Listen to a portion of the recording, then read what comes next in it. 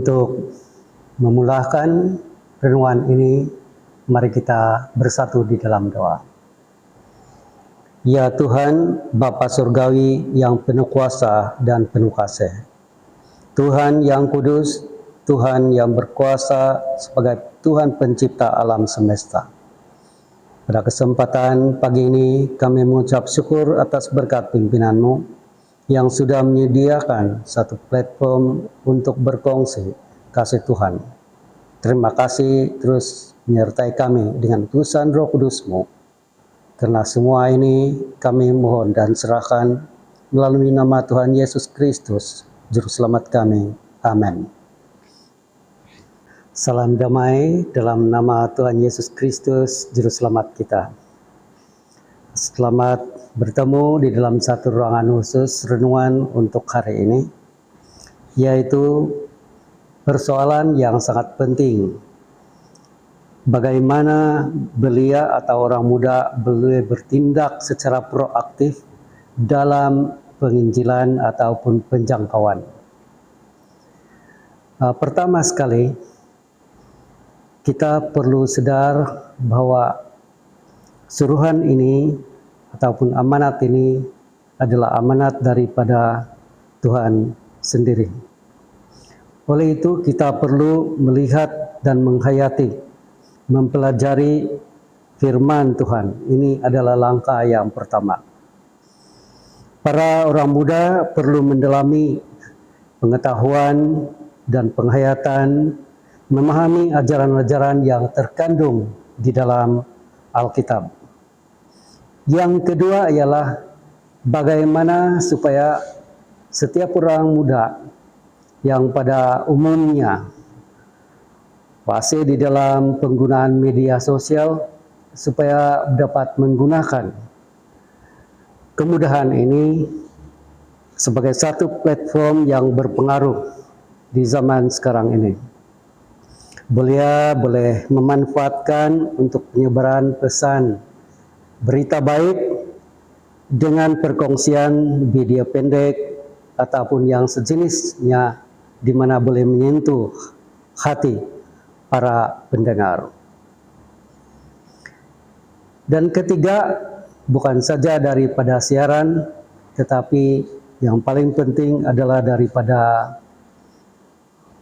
kesaksian hidup ataupun teladan hidup sendiri. Belia boleh menjadi teladan dalam kehidupan seharian mereka, sama ada belia itu sebagai pelajar ataupun rekan sekerja dan sebagainya, dalam interaksi, dalam perbualan, dalam menjalankan aktiviti dan pekerjaan bersama-sama, agar kasih Tuhan dapat dicerminkan melalui kehidupan mereka. Dan yang seterusnya ialah menyertai secara aktif di dalam kumpulan ataupun kelompok komuniti gereja. Ramai kesempatan ataupun banyak kesempatan yang kita boleh manfaatkan di dalam melibatkan para belia ataupun orang muda di dalam kelompok kecil. Ini boleh meningkatkan pengetahuan dan boleh berkongsi pengalaman dan kebolehan masing-masing. Dengan pimpinan Tuhan, mereka boleh menjalankan aktiviti juga bersama-sama untuk menyebarkan ataupun berbagi kasih Kristus. Seterusnya, para belia juga boleh melibatkan di dalam khidmat masyarakat. Baru-baru ini ada acara JYD. Itu adalah salah satu contoh di mana kita boleh berkhidmat kepada masyarakat melalui aktiviti umum ataupun aktiviti kebajikan umpamanya, supaya dapat membantu di mana tempat yang memerlukan ataupun individu ataupun keluarga yang memerlukan di sekitar. Ini adalah cara praktikal untuk menyatakan kesaksian iman kita terhadap kasih Kristus. Seterusnya, ada juga baiknya di mana kita penyertai secara aktif dalam perbincangan dan program kesaksian. Beliau boleh menganjurkan sisi kesaksian atau perbincangan terbuka mengenai iman dan kehidupan mereka sebagai seorang Kristen. Program ini contohnya boleh dijalankan di gereja, di kelompok kecil maupun kawan-kawan di sekolah. Bagi mereka yang belajar di universiti, ia adalah satu peluang di dalam persahabatan mereka setiap hari agar mendengar tentang perubahan yang mereka alami secara pribadi melalui kasih dan kuasa Kristus. Dan yang terakhir, namun yang sangat penting di sini ialah beliau juga bertindak secara proaktif dengan mendoakan. Doa adalah satu asas yang paling utama baik dalam kehidupan kerohanian pribadi maupun di dalam penjangkauan. Doa adalah langkah penting dalam penginjilan karena seperti mana murid-murid Yesus pada ketika dahulu, mereka dikatakan dengan jelas dalam Kisah Para Rasul pasal 2 bahwa mereka berdoa bersama-sama untuk bekerja dalam kehidupan orang yang mereka doakan itu.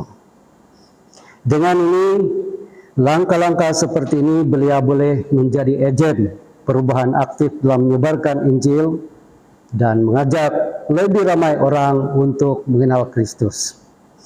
Nah, ada beberapa ayat yang saya mau kongsikan sebagai pendorong kepada kita semua. Perkongsian ini pertama-tama terdapat dalam Filipi 4 ayat 13. Segala perkara dapat kutanggung di dalam Dia yang memberi kekuatan kepadaku. Ayat Alkitab ini mengingatkan kita bahwa kita semua ini mempunyai titik-titik kelemahan dan kekurangan. Tetapi di dalam Tuhan Yesus Kristus kita dapat memperbaiki dan berkembang di dalam pelayanan kita. Sebab seperti mana kata dalam firman Tuhan dalam Yeremia 29 ayat 11. Sebab aku ini mengetahui rancangan-rancangan apa yang ada padaku mengenai kamu. Demikianlah firman Tuhan, yaitu rancangan damai sejahtera dan bukan rancangan kecelakaan, untuk memberi kepadamu hari depan yang penuh harapan. Ayat ini juga adalah baik untuk mengingatkan kita rancangannya baik untuk kita secara pribadi maupun orang lain.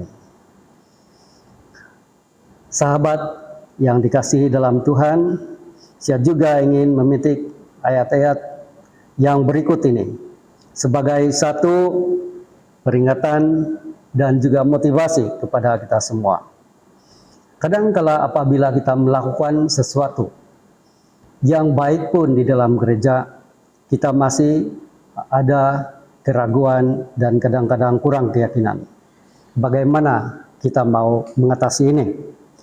Yesus dalam firman-Nya yang terdapat dalam Injil Matius 17 ayat 20 mengatakan, "Karena kamu kurang percaya, Aku berkata kepadamu, sesungguhnya jika kamu mempunyai iman sebesar biji sesawi saja, kamu dapat berkata kepada gunung ini, pindah dari sini ke sana, maka gunung ini akan pindah, takkan ada yang mustahil bagimu." Perkataan Yesus ini diakhiri dengan perkataan tidak mustahil bagi kita. Satu pernyataan yang agak mustahil bagi manusia, tidak mustahil bagi Tuhan.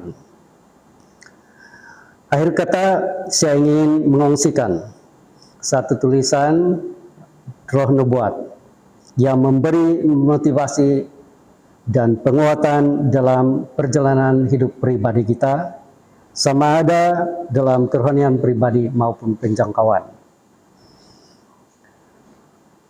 Kristus memerlukan orang muda seperti saudara dan saudari semua. Orang muda adalah calon yang sangat berharga untuk pelayanan. Mereka mempunyai tenaga, semangat, dan potensi untuk mencapai banyak orang bagi Kristus. Jangan biarkan peluang yang terbuka bagi mereka melalui begitu saja.